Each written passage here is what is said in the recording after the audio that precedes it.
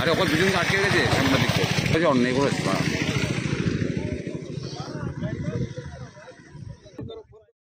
তদন্ত করতে এসে তৃণমূল দুষ্কৃতী বাহিনীদের হাতে আক্রান্ত ইডি ও সংবাদ মাধ্যমের কর্মীরা। খাদ্য দুর্নীতি মামলার তদন্ত করতে শুক্রবারের সকালে সন্দেশখালী তৃণমূল নেতা শেখ শাহজাহানের বাড়িতে আসেন ইডির 5 সদস্যের একটি দল।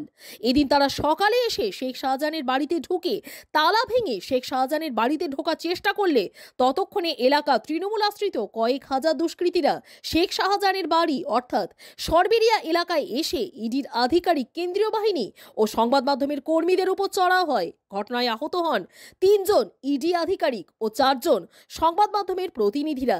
3টি সংবাদ মাধ্যমের গাড়ি ও 4টি কেন্দ্রীয় বাহিনীর জওয়ানদের গাড়িতে ভাঙচুর চালায় তারা।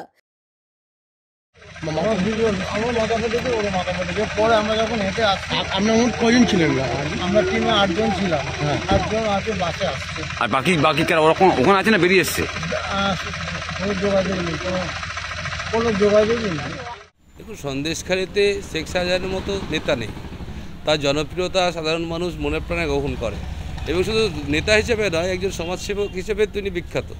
ফলে সাধারণ মানুষ, প্রতিটা মানুষ তার কাছে উপকৃত। আজকের হঠাৎ করে ভোরবেলা তার বাড়িতে যদি কেউ তালা ভাঙতে আসে, সে ইডি হোক, সিবিআই হোক, চোর ডাকাত হোক, সাধারণ মানুষ জানবে কী করে? ফলে তারা ভয় পেয়েছে, তারা জানে যে শেখ শাহজাহানের উপর কোনো অ্যাটাক হচ্ছে, ফলে তারা এই কাজটা করেছে।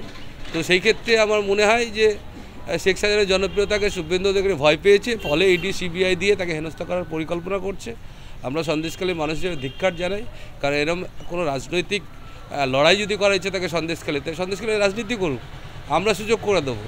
কিন্তু প্রতিহিংসা কেন? একজনের উপর প্রতিহিংসা করে সে রেশন চালও খায় না, রেশন ডিলার না, রেশন কাণ্ডের সঙ্গে কোনোভাবে জড়িত না। তার রেশন দুর্নীতি দায়ে তার বাড়িতে যদি রাতের বেলা, ভোরবেলা কোনো অপরিচিত মানুষ আসে, সাধারণ মানুষ ভয় পেয়েছে, তারা হয়তো আতঙ্কে সেটা করেছে। সন্দেশখালী থেকে অর্ণব মৈত্রের রিপোর্ট, চ্যানেল 24/7।